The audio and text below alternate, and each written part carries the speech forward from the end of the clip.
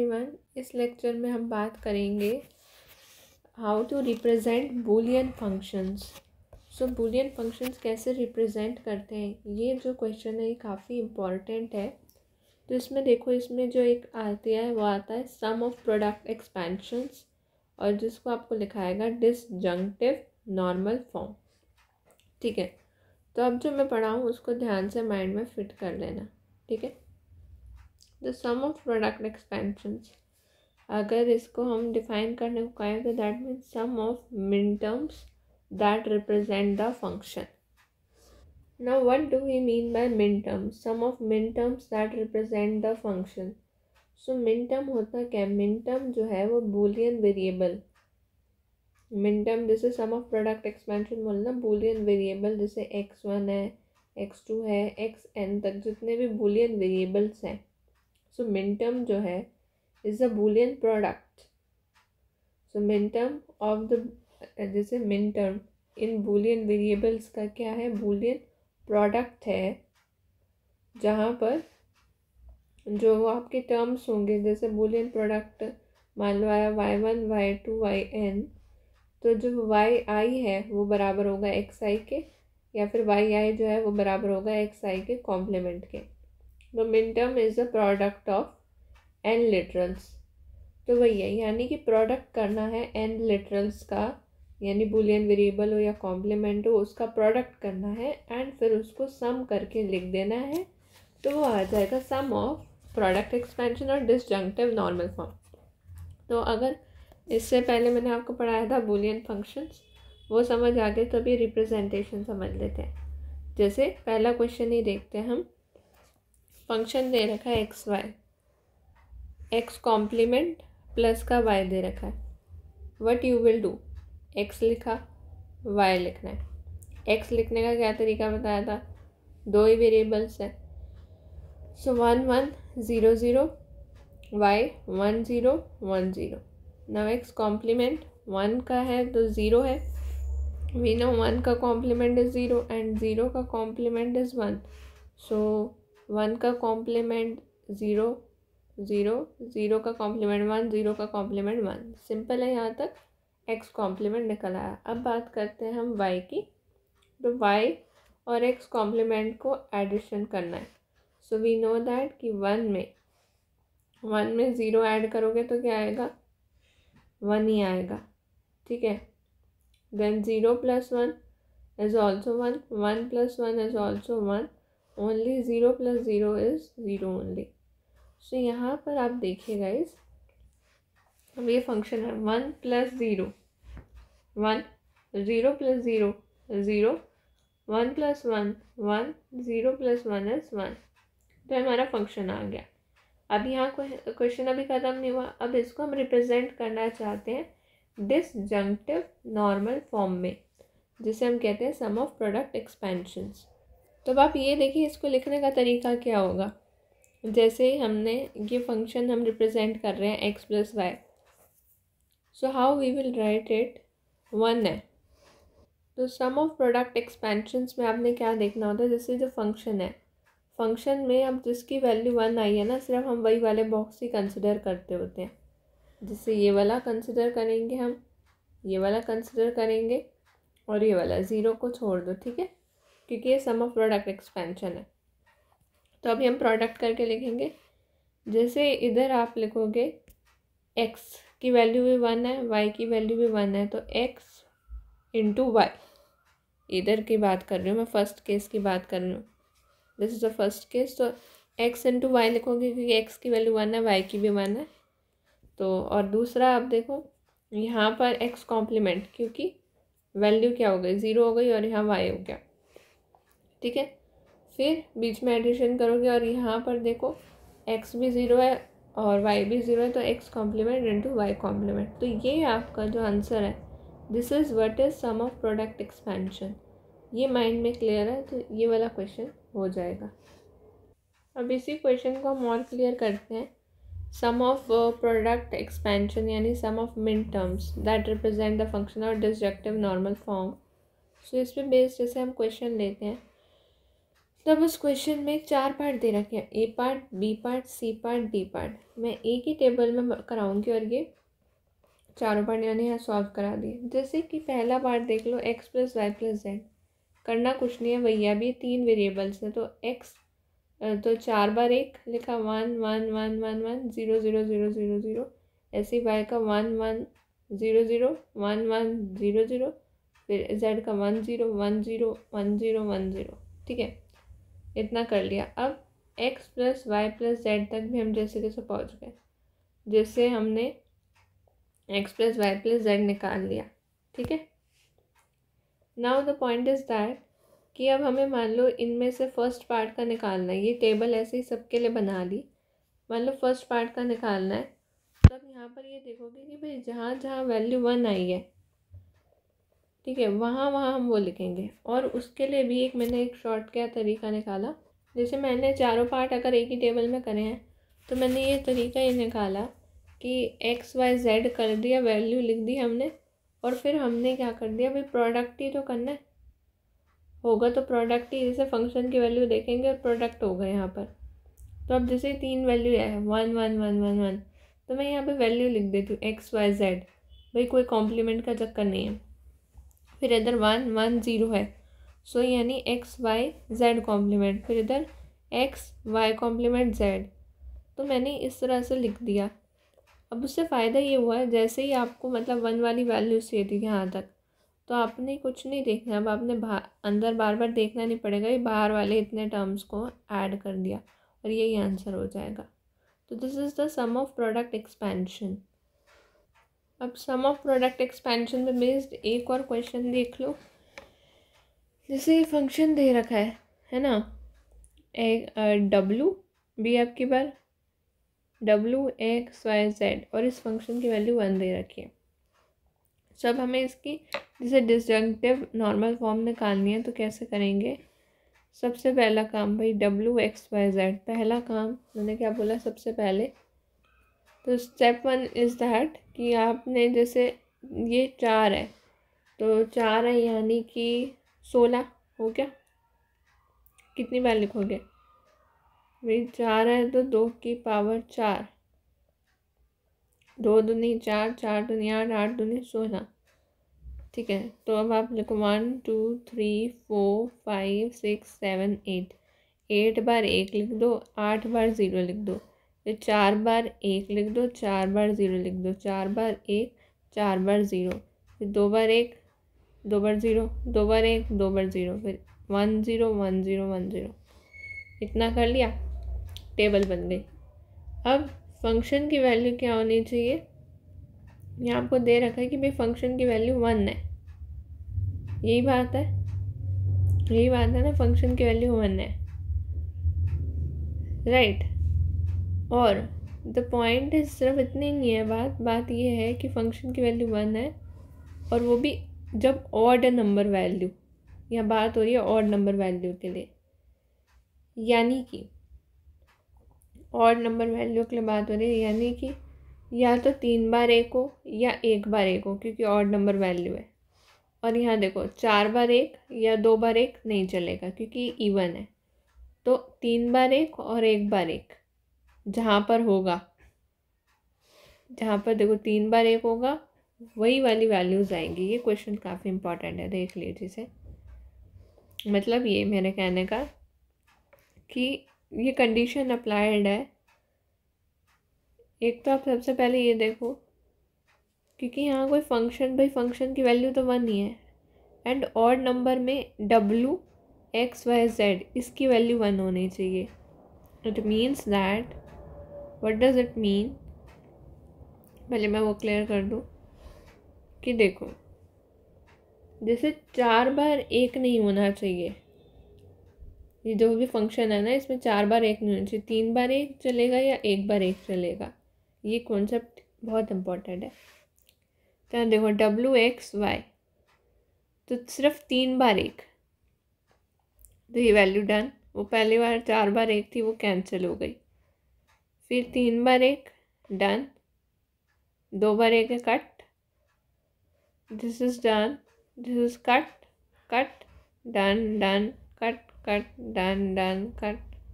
तो ये 1 2 3 4 5 6 7 8, 8 बार आ गया ये। और अब जो ये 8 टर्म्स आई, इनको मैंने क्या करा है, इनका मैंने करा क्या है, ये जो 8 टर्म्स आई हैं इनको हमें लिख रहे हैं हम, ठीक है। किस तरह से, वही सेम स्ट्रैटेजी जैसे कि WXYZ कॉम्प्लीमेंट, फिर WXY कॉम्प्लीमेंट Z। तो इस तरह से हमने लिखा है। और अब यहाँ पे आप बताइए क्या ऑब्जर्व करेंगे हम कि देखो जैसे ये ऑड वैल्यू है ना, तो भाई 4 बार तो Z कॉम्प्लीमेंट आया है, 1 बार 2 बार 3 बार 4 बार, ठीक है। 4 बार Z कॉम्प्लीमेंट आया है और 1 बार तुम्हारा जो है मतलब W का कॉम्प्लीमेंट आया है। तो बेसिकली अगर हिसाब किताब हम करें तो यानी 3 बार 0 3 बार 0, ठीक है। और फिर ये 3 बार 1 1 वाले टर्म्स हैं। तो यही था कि 3 बार 1 चाहिए या फिर 1 बार 1 चाहिए। सो आई होप आपको ये समझ आ गया। सो अभी मैंने पढ़ लिया सम ऑफ एक्सपेंशंस, मैंने आपको बता दिया, ठीक है। अब हम बात करते हैं प्रोडक्ट ऑफ सम एक्सपेंशंस की, ठीक है। Product of sum expansions, right, जिसे हम क्या कहते हैं, जिसे हम कहते हैं कंजक्टिव नॉर्मल फॉर्म। या फिर एग्ज़ाम में कभी कभार ये भी आ सकता है कि बताओ CNF, ठीक है।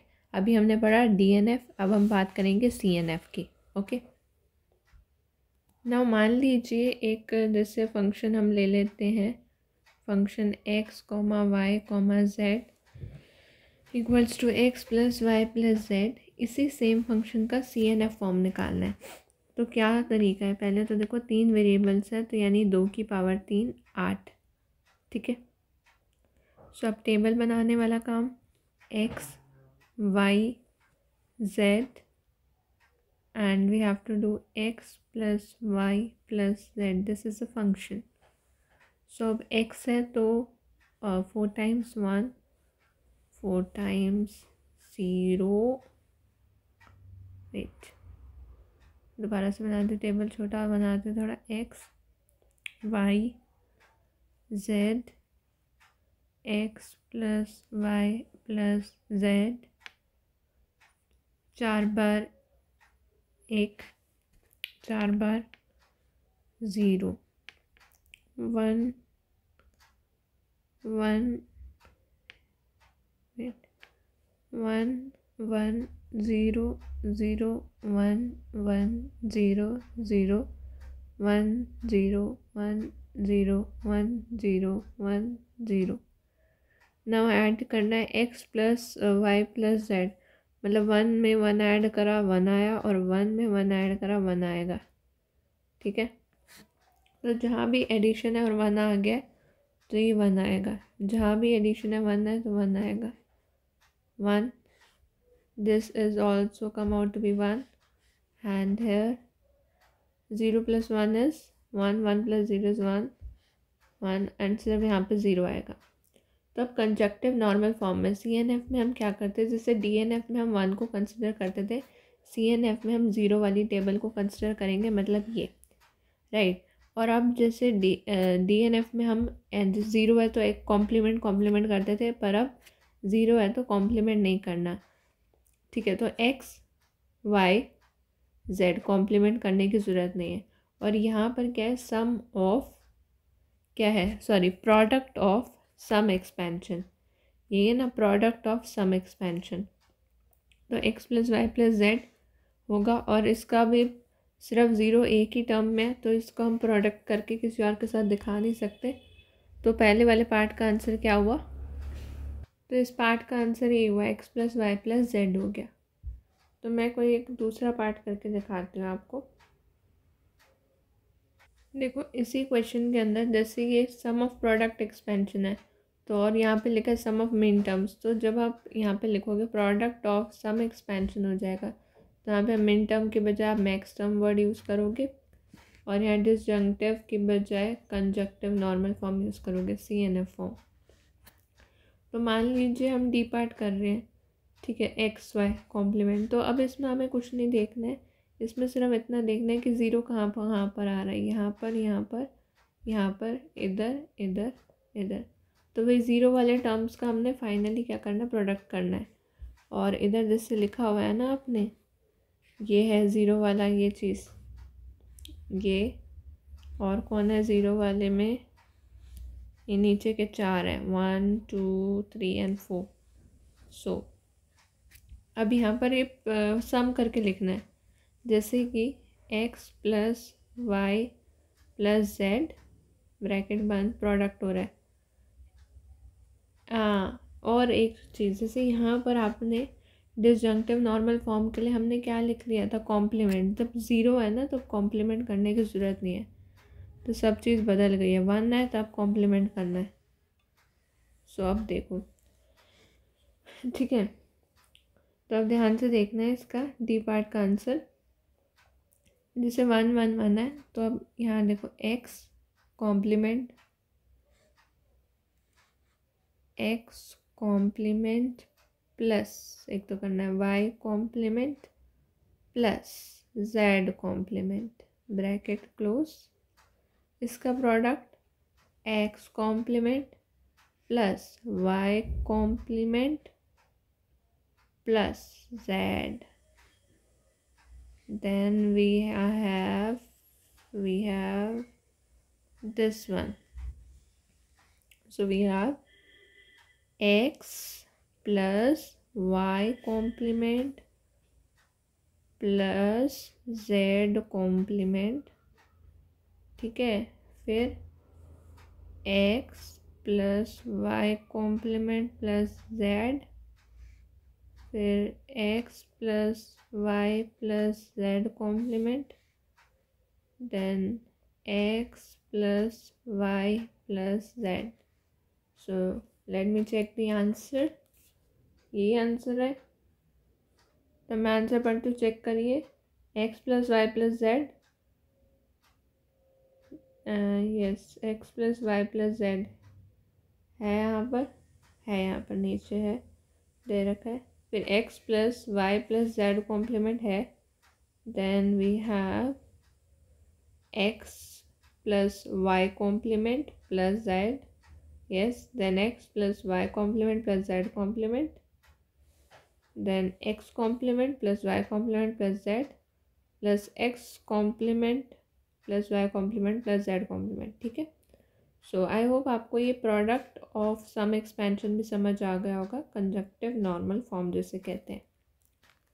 Now moving towards concept of NAND and NOR. So अब हम नैंड और नॉर की बात कर रहे हैं। तो नैंड जो ऑपरेटर है उसका ऐसे सिंबल होता है, ये जो मैंने सिंबल बनाया है, दिस वन, ऐसे, इसी को हम क्या कहते हैं, नैंड ऑपरेटर। तब ये नैंड ऑपरेटर का अपना अलग सिस्टम है, जिसे हमने कॉम्प्लीमेंट पढ़ा, ऐसे ही नैंड ऑपरेटर का भी देखो अलग सिस्टम है कि 1 नैंड 1, ठीक है, 1 नैंड 0, 0 नैंड 1 और 0 नैंड 0। तब देखो जैसे कि 1 नैंड 1, 1 नैंड 1 की वैल्यू क्या आएगी, 1 नैंड की वैल्यू क्या आएगी, 0 आएगी, ठीक है। 1 नैंड 1 की वैल्यू आएगी 0, 1 नैंड 0 की वैल्यू आएगी 1, और 0 नैंड 1 की वैल्यू भी आएगी 1, एंड 0 नैंड 0 की वैल्यू भी आएगी 1। तो ये कोई डिवाइड वगैरह नहीं है, नैंड का ऑपरेशन है, बट हम इसे ऐसे याद कर सकते हैं कि सिर्फ 1 नैंड 1 की वैल्यू 0 होती है, बाकी 1, 0 नैंड 0 भी 1 है, 0 नैंड 1 भी 1 है, और बाकी तीनों 1 है, ठीक है। ये हुआ नैंड ऑपरेशन। अब हम बात कर लेते हैं नॉर की। So talking about nor operator, nor की हम बात करेंगे। सो नॉर में हमारा क्या होता है, 1 नॉर 1 कितना होता है 1 नॉर 0, 0 नॉर 1 और 0 नॉर 0। सो अब हम इसके आंसर देखते हैं। 1 नॉर 1, 1 नॉर 1, 1 नॉर 0 और 0 नॉर 1, इसकी वैल्यू होती है 0, 0 0 0। सिर्फ 0 नॉर 0 की वैल्यू ही होती है 1। सो आई होप गाइज आपको नैंड और नॉर भी समझ आ गया। अब एक और होता है, नैंड हो गया, नॉर हो गया, एक और बूलियन ऑपरेटर होता है जिसे हम जॉर कहते हैं, जॉर। ठीक है, तो 1 jaw 1, 1 jaw with 0, 0 jaw with 1 and 0 jaw with 0। तो इन दोनों का तो लगभग जो भी होता है सेम ही होता है। दैट मीन्स कि 1 jaw 1 0, then 1 XOR 0 is 1, this is also 1 and 0 XOR 0 is 0. So I hope guys आपको representing boolean functions topic clear हो गया होगा. Thanks for watching.